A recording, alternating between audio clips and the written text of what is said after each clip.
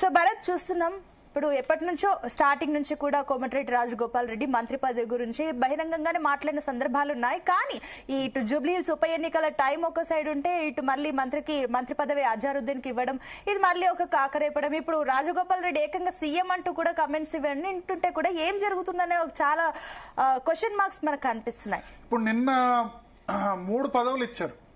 అజారుద్దీన్, ప్రేమ్ సాగర్ రావు, తర్వాత మన సుదర్శన్ రెడ్డి కదా. ఒకళ్ళు డైరెక్ట్ గా కేబినెట్ మంత్రి, ఇద్దరు కేబినెట్ హోదా. సుదర్శన్ రెడ్డికి చాలా పవర్స్ ఇచ్చారు. ఇక సీరియస్ కంటెండర్ ఎవరు మిగిలారు కాంగ్రెస్ పార్టీలో? ఇక్కడ గెలిచిందే 64 మంది ఎమ్మెల్యేలు. ఈ 64 మంది ఎమ్మెల్యేల్లో 45 నుంచి 50 మంది కొత్త ఎమ్మెల్యేలు, ఫస్ట్ టైం ఎమ్మెల్యేలు ఎక్కువ మంది ఉన్నారు. అది ఫార్చునేట్ అనుకోవచ్చు రేవంత్ రెడ్డికి. సీనియర్స్ ఎక్కువ గెలిస్తే ఎవరికి మంత్రి పదవి ఇవ్వాలని కొట్లాడాలి. ఇప్పుడు ఈ 16 మందిలో కూడా నీకు ఫస్ట్ టైం ఎమ్మెల్యేలు చాలా మంది ఉన్నారు. అజారుద్దీన్ అసలు ఇంతవరకు ఎమ్మెల్యే కాదు, ఎమ్మెల్సీ కాదు, ఎంపీ ఒకసారి అయినారు. Okay, Adluru Laxman first time MLA కదా. సో ఫస్ట్ టైం ఎమ్మెల్యే అయిన వాళ్ళు చాలా మంది ఉన్నారు. అంటే వివేక్ వెంకటస్వామి గతంలో ఎంపీగా ఉన్నారు. Ponnam Prabhakar also first time MLA. కానీ సీనియారిటీ ప్రకారం చూస్తే ఎంపీని ఎమ్మెల్యే కింద గతంలోనే 2009లో చేసిన వాళ్ళుగా చేస్తారు. సో ఇప్పుడు మీరు సీనియారిటీ ఉండి మంత్రి పదవి రాని వాళ్ళు నాకు ఇద్దరే కనబడుతున్నారు కాంగ్రెస్ పార్టీలో. ఇద్దరే సీరియస్ కంటెండర్స్.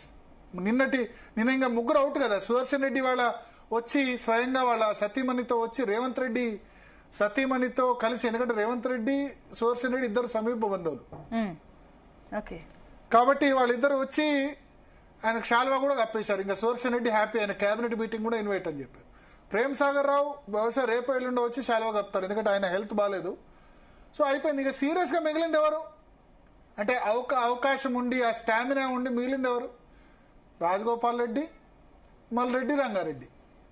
మల్రెడ్డి రంగారెడ్డి 1994లో ఫస్ట్ టైం ఎమ్మెల్యే. చాలా మంది తెలియదు, 30 సంవత్సరాల క్రితం ఎమ్మెల్యే. 94లో గెలిచారు, 2004లో కూడా మళ్ళీ గెలిచారు. కాకపోతే ఆయన బ్యాడ్ లక్ ఏంటంటే ఆయన మలక్పేట్ శాసనసభ నియోజకవర్గం 2009 తర్వాత 3 ముక్కలైంది. వీళ్ళిద్దరు కాకుండా కాంగ్రెస్ పార్టీలో సీనియారిటీ ఉండి మంత్రి పదవి అడుగుతున్న వాళ్ళు చాలా మంది ఉన్నారు. సీనియారిటీ ఉండి మంత్రి పదవి అడుగుతున్న వాళ్ళు ఎవరున్నారు? ఎవరు లేరు కదా. సో రేవంత్ రెడ్డి ఆల్మోస్ట్ మంత్రి పదవి అడుగుతున్న అందరినీ కూడా అకామిడేట్ చేశారు. ఇది కాకుండా అడుగుతున్న వాళ్ళు ఉన్నారు. కానీ బీసీల్లో ఎగ్జాంపుల్ ఉంది. బీసీకి సంబంధించి ఆది శ్రీనివాస్ ఉన్నారు, ఫస్ట్ టైం ఎమ్మెల్యేనే. మున్నూరు కాపు లేదు కాబట్టి ఆయనకు అవకాశం దొరుకుతుంది కావచ్చు. మక్కాన్ సింగ్ రాజ్ ఠాకూర్ ఉన్నారు. ఈర్ల శంకరయ్య షాద్నగర్ ఎమ్మెల్యే ఉన్నారు. కానీ అదే జిల్లాలో ఆల్రెడీ 3 మంత్రులు ఉన్నారు. జూపల్లి కృష్ణారావు, ముదిరాజ్ వాకిట్ శ్రీహరి, ముదిరాజ్ సామాజిక వర్గం, ఆయన వాకిట్ శ్రీహరి కూడా ఫస్ట్ టైం ఎమ్మెల్యేని. సో సీనియారిటీ ఉండి మంత్రి పదవి లేని వాళ్ళు చాలా తక్కువ ఉన్నారు. అది రేవంత్ రెడ్డి అదృష్టం అని చెప్పాలి. నిన్న నేను అందుకనే మాస్టర్ స్ట్రోక్ అని చెప్పాను. రేవంత్ రెడ్డి ముగ్గురిని కూడా ఒకటే దెబ్బతో కేబినెట్ ఒకటి విస్తరణ చేసి 3 బిగ్ షాట్స్ ని కాంప్రమైజ్ చేశాడు. ఇంకా వాళ్ళ నుంచి నెగటివ్ వర్డ్ రాదు. ప్రేమ్ సాగర్ రావు అయినా సుదర్శన్ రెడ్డి అయినా వాళ్ళ దగ్గర నుంచి రానే రాదు. ఇక మిగిలింది ఎవరు? రాజగోపాల్ రెడ్డి. ఇప్పుడు 2 పదవులు ఖాళీ ఉన్నాయి. 2 పదవుల్లో ఒకటి రెడ్డి సామాజిక వర్గానికి ఇస్తారని నేను అనుకుంటున్నాను. సో రాజగోపాల్ రెడ్డి గురించి చాలా చర్చ జరుగుతుంది. ఎందుకంటే రాజగోపాల్ రెడ్డికి మంత్రి పదవి ఇవ్వకపోతే పొటెన్షియల్ గా కాంగ్రెస్ పార్టీని డ్యామేజ్ కూడా చేయగలడు. అందుకని చాలా తెలివిగా ఇష్యూస్ మనకు తీసుకుంటున్నారు. చాలా తెలివిగా. మీకు బెల్ట్ షాపుల గురించి మాట్లాడారు మొన్న కదా. బెల్ట్ షాప్స్ మునుగోడు నియోజకవర్గంలో సాయంత్రం 9 గంటలకే క్లోజ్ చేయాలి అని చెప్పి పబ్లిక్ ఇష్యూ, బెల్ట్ షాప్ల ఇష్యూ అన్నది కదా. ఎందుకంటే ఆయన మునుగోడు నియోజకవర్గంలో బెల్ట్ షాపులు కంట్రోల్ కూడా చేశారు. మహిళల నుంచి అదే డిమాండ్ వస్తుంది.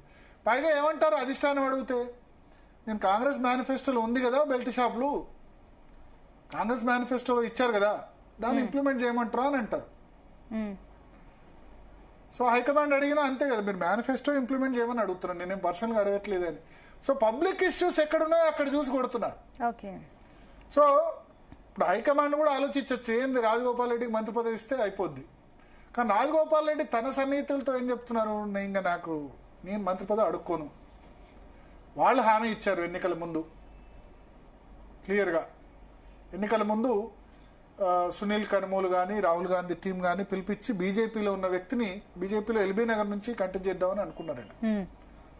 ఎల్బీ నగర్ టికెట్ అయితే చివరి 15 రోజుల్లో 20 రోజుల్లో రాజగోపాల్ రెడ్డి వస్తే అడ్వాంటేజ్ అవుతుంది నల్గొండ జిల్లా భువనగిరి పార్లమెంట్ అని చెప్పి పిలిపించి మాట్లాడి జాయిన్ చేయించారు. మంత్రి పదవి ఇస్తామని చెప్పారు. కోమటిరెడ్డి బ్రదర్స్ ఉన్నా సరే మంత్రి పదవి ఇస్తామని చెప్పారు. అదే విషయాన్ని మనతో పీసీ చీఫ్ మహేష్ కుమార్ గౌడ్ కూడా మనతో పాటు లైవ్ లో ఆయన క్లారిటీ ఇచ్చారు. ఇచ్చిన తర్వాత మళ్ళీ మొదలు మంత్రివర్గంలో 11 మందికి అవకాశం కల్పించారు కాబట్టి అప్పుడు దొరకలే. అప్పుడు కోమటిరెడ్డి వెంకటరెడ్డికి ఇచ్చారు బ్రదర్ కి.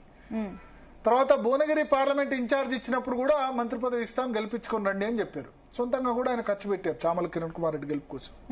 ఇప్పుడు అయిన తర్వాత మంత్రి పదవి ఇవ్వకపోవడంతో ఆయన రివర్స్ అవుతున్నారు. అయితే ఒకటి ఏంటంటే రాజగోపాల్ రెడ్డికి కొంత జోవియల్ గా అన్ని పార్టీల్లో లేకపోతే అందరితో మునుగోడులో ఒక ఓడిపోయినా సరే ఒక మూమెంట్ తీసుకొచ్చారు. మునుగోడు ఎన్నిక టర్నింగ్ పాయింట్, కేసీఆర్ ఓటమికి అది కూడా ఒక టర్నింగ్ పాయింట్. సో ఇప్పుడు డెఫినెట్ గా రేవంత్ రెడ్డి కూడా ఒక ఆలోచన ఏంటంటే రాజగోపాల్ రెడ్డిని తీసుకుంటే ఇంకా ఇన్సైడ్ మంత్రివర్గంలో ఉండి ఇంత ఓపెన్ గా మాట్లాడలేరు కదా. ప్రభుత్వాన్ని సపోర్ట్ చేయాలి. మంత్రివర్గంలో ఏదన్నా తప్పులున్నా సమిష్టి బాధ్యత కదా. కేబినెట్ తీసుకున్న నిర్ణయాలు సపోర్ట్ చేయాల్సిందే లోపల ఏమున్నా సరే. సో అందుకని ఆ చర్చ జరుగుతుంది. బట్ ఆయన చెప్పేది ఏంటంటే మంత్రి కాదు, నేను ముఖ్యమంత్రి అవుతా, ఎమ్మెల్యే అయి డైరెక్ట్ గా ముఖ్యమంత్రి, మంత్రి కాకుండా ముఖ్యమంత్రి అయిన వాళ్ళు చాలా మంది ఉన్నారు. కిరణ్ కుమార్ రెడ్డి మంత్రి కాకుండా ముఖ్యమంత్రి అయినారు. రేవంత్ రెడ్డి కూడా మంత్రి కాకుండా ముఖ్యమంత్రి అయినారు డైరెక్ట్ గా. ఎందుకు కాకూడదు? నాకేం తక్కువ ఉంది, నల్గొండతో పాటు ఓవరాల్ గా ఫాలోయింగ్ ఉంది. పాసిబిలిటీస్ అంటే రాజకీయాల్లో ఏం జరుగుతుందనే చెప్పలేం. బట్ ఒకటి ఆయన ఏంటంటే నేను కాంగ్రెస్ లోనే ఉన్నా, వేరే ఏ పార్టీలో జాయిన్ కాలే, వేరే పార్టీ నుంచి వచ్చి రేవంత్ రెడ్డి సీఎం అయినారు, నేను ఎందుకు గాను. అయితే ఒకటి ఆయన పాసిబిలిటీస్ ఎక్కువ ఎట్లా ఉంటుండే అంటే మునుగోడు బీజేపీకి వెళ్లి రాజీనామా చేయకుంటే పాసిబిలిటీస్ ఉంటుండే. బీజేపీలకు వెళ్లారు కదా మధ్యలో కరెక్ట్ గా ఆ సమయంలో, ఆ దెబ్బ కొట్టడం -పాయింట్ అయింది. అది రాజకీయంగా మరి కరెక్ట్ నిర్ణయమో కాదో, పట్టుకొని ఉంటే పాసిబిలిటీస్ ఉండేమో. అయితే పాసిబిలిటీస్ అంటే ముందు అక్కడ ముఖ్యమంత్రి సీటుకు వేకెన్సీ ఉండాలి కదా. అయితే జూబ్లీహిల్స్ గనక ఓడిపోతే ప్రెషర్ రావచ్చు. రేవంత్ రెడ్డి ఓడిపోతే, గెలిస్తే రేవంత్ రెడ్డి తిరుగులేని లీడర్ అవుతారు. ఓడిపోతే ఇప్పుడున్న ఆల్రెడీ కేబినెట్ లో గొడవలు జరుగుతున్నాయి, ఇష్యూస్ జరుగుతున్నాయి, ఓపెనే కదా. ఓడిపోతే ఏమైతుంది? హైకమాండ్ మీద ప్రెషర్ వస్తుంది. మనం హైదరాబాద్ లో ఇంత ప్రెస్టీజియస్ ఎలక్షన్ ఓడిపోయినాం అంటే కేబినెట్ లో ఈ టైంలో హైకమాండ్ లో గ్రిప్, హైకమాండ్ అంత మొగ్గు చూపకపోవచ్చు రేవంత్ రెడ్డి మీద. గెలిస్తే ఏవో తిరుగులేను అంటే చావోరేవో ఎలక్షన్ ఇది. నేను ఇంతకుముందు చెప్పినట్టు రేవంత్ రెడ్డి గెలిస్తే నో డౌట్ 5 సంవత్సరాలు ఆయనే సీఎం, పంచాయతీ ఎలక్షన్ వెంటనే పెట్టేస్తారు, ఈ మంత్రులందరినీ కంట్రోల్ చేస్తారు, మంత్రివర్గ విస్తరణ మిగతా అన్ని కూడా ఆయన చేస్తారు. ఓడిపోతే నేమ్ చర్చకు వస్తాయి కదా. చర్చకు వచ్చిన దానిలో రాజగోపాల్ రెడ్డి తనది కూడా ఉంటుందని భావిస్తారు. ఏముంది అవసరమైతే ఢిల్లీకి కావాల్సింది ఫండ్సే కదా, హైకమాండ్ కావాల్సింది ఏంది? కర్ణాటక అయినా బీహార్ అయినా సరే ఎక్కడ ఏం ఎన్నిక జరిగినా జాతీయ పార్టీల్లో కామనే కదా. ఆయన నేను చేసుకోలేనా అని ఆయన చెప్తారు. ప్లస్ ఎమ్మెల్యేలో కొంత ఉంది గ్రిప్. సో అందుకని ఆయన చేసుకుంటారు. అయితే అల్టిమేట్ గా దీన్ని రేవంత్ రెడ్డి చాలా టాక్ట్ఫుల్ గా డీల్ చేస్తున్నారు. అంటే ఒకటే దెబ్బకు 3 బిగ్ షాట్స్ ను కొట్టేశారు రేవంత్ రెడ్డి, ముగ్గురిని కాంప్రమైజ్ చేశారు. మిగిలింది ఎవరు? మల్రెడ్డి రంగారెడ్డి అంత ఓపెన్ గా రేవంత్ రెడ్డితో మాట్లాడట్లేదు. సో మిగిలింది రాజగోపాల్ రెడ్డి. రాజగోపాల్ రెడ్డిని ఎట్లా హ్యాండిల్ చేయాలన్నది ఆయన కూడా రేవంత్ రెడ్డి రెడ్డిల్ని ఇన్వాల్వ్ చేస్తారు అనుకోవచ్చా? అంటే ఇప్పుడు రెడ్డి సామాజిక వర్గం నుంచి 4 ఉన్నారు కదా ఆల్రెడీ. కేసీఆర్ కేబినెట్ లో 6 రెడ్డిలు ఉన్నారు. ఈ రెండు సీట్లు ఉన్నాయి. 2లో ఒకటి రెడ్డి, ఒకటి బీసీ ఇవ్వచ్చు. ఎస్సీలు రిప్రజెంటేషన్ బానే ఉంది దేశంలో, ఏ రాష్ట్రం లేని విధంగా ఇప్పుడు ఉన్న దానిలో 4 ఎస్సీలు ఉన్నారు. కేసీఆర్ హ్యాండ్లో 1 ఎస్సీ మాత్రమే ఉండే. సో ఇక సామాజిక వర్గాల వారిగా చూస్తే అదే అవకాశం ఉంది కదా. ఒక రెడ్డి ఒక బీసీకి ఇవ్వచ్చు అని అనుకుంటా. రెడ్డి రాజగోపాల్ రెడ్డి అవుతారా మల్రెడ్డి రంగారెడ్డి అవుతారా అన్నది ఇక్కడ క్వశ్చన్. అంటే ఈ టైంలో ఒకవేళ రెడ్డికి ఇస్తే మళ్ళీ రెడ్డి సామాజిక వర్గానికి సపోర్ట్ చేస్తున్నారని మళ్ళీ నెగిటివ్ గా స్ప్రెడ్ చేస్తారని ఎవరేమనుకున్నా కాంగ్రెస్ పార్టీ రెడ్డి సామాజిక వర్గం అవుట్ రైట్ సపోర్ట్ చేసే పార్టీ. ఆ పార్టీ ఎమ్మెల్యేలు ఎవరు? ఇప్పుడు అసెంబ్లీలో రిప్రజెంటేషన్ ఎవరిది ఉంది? రెడ్డిలే కదా. 43 మంది ఎమ్మెల్యేలు ఉన్నారు కదా.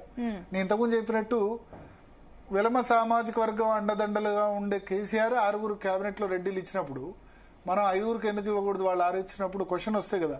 పైగా మొన్న ఎమ్మెల్సీ రెడ్డికి ఇవ్వలే కదా. మంత్రివర్గాల్లో 2 సార్లు విస్తరణ అయింది, ఒక రెడ్డి కూడా దొరకలే. జగన్మోహన్ రెడ్డి ఇట్లే పోయింది కదా గవర్నమెంట్. నేను ఒక్క రెడ్డి ఉంటే చాలు, మిగతా 3-4 కేబినెట్ లో అత్యంత తక్కువ రెడ్డి రిప్రజెంటేషన్ ఉండే. అవుట్ రైట్ అక్కడ కమ్మాస్ ఏమో అవుట్ రైట్ ఒక్కొక్కరు 100 ఓట్లు వేయించారు చంద్రబాబు నాయుడు ఫేవర్ లో. రెడ్డిస్ జగన్మోహన్ రెడ్డి విషయానికి వచ్చేసరికి ఏం చేశాడు జగన్మోహన్ రెడ్డి? రెడ్డిలకు మన సొంత కులాలకు ఏం చేసుకున్నాడని రెడ్డిలు అనుకున్నారు. అనుకొని చప్పుడేకున్నారు వాళ్ళు, సైలెంట్. వేస్తే వేసి ఉండొచ్చు, వ్యతిరేకంగా చేయకపోయి ఉండొచ్చు, కానీ మీరేసి ఒక్కొక్కరు కమ్మ సామాజిక వర్గం లాగా 100 ఓట్లు వేయించలేదు కదా. ఏమైంది? 11 సీట్లు వచ్చాయి. సో ఎంత కాకుండా రేవంత్ రెడ్డి కూడా అది కూడా ఆలోచిస్తారు కదా. అందుకని కంపల్సరీ 2 మంత్రివర్గ బెర్తులుంటే ఒక రెడ్డి కంపల్సరీ అవకాశం ఉంటుందని నేను అనుకుంటా. అది మల్రెడ్డి రంగారెడ్డి ఆయన రాజగోపాల్ రెడ్డితో ఎందుకు ఇష్యూ? కాంప్రమైజ్ చేసేద్దాం, రాజగోపాల్ రెడ్డిని ఏదో విధంగా ఆపేద్దామని అనుకుంటే చేయొచ్చు, రాజగోపాల్ రెడ్డిని మంత్రి పదవి చేయొచ్చు. లేదా ఎందుకు నాతో ఇంత వ్యతిరేకంగా వ్యవహరించిన వ్యక్తిని ఎందుకు నేను అది చేయాలి, ప్యాసిఫై చేయాలి, ఏదో తాడో పేడో తెలుసుకుందాం అనుకుంటే చేసుకోవచ్చు. బట్ రాజగోపాల్ రెడ్డి మాత్రం తన సన్నిహితులతో నేను అడుక్కోను, మంత్రి పదవి గురించి అడుక్కోను, నేను ముఖ్యమంత్రి క్యాపబిలిటీస్ ఉన్న వ్యక్తిని, అవసరం లేదు. హైకమాండ్ అష్యూరెన్స్ ఇచ్చింది, చేస్తారా చేయరా వాళ్ళ ఇష్టం. ఇప్పుడు ఆయన జూబ్లీహిల్స్ ఎలక్షన్ వరకు సైలెంట్ ఉంటారు, ఏం మాట్లాడరు. జూబ్లీహిల్స్ ఎలక్షన్ లో అందరు మంత్రులు ఎమ్మెల్యేలు తిరుగుతున్నారు, కానీ రాజగోపాల్ రెడ్డికి రెస్పాన్సిబిలిటీ ఇవ్వలేదు. వీళ్ళు చూశారు కదా, హైకమాండ్ కూడా ఇవ్వలేదు, వాళ్ళు కూడా ఇవ్వలేదు. ఒకవేళ ఇవ్వకపోతే గనక ఈ కేబినెట్ లో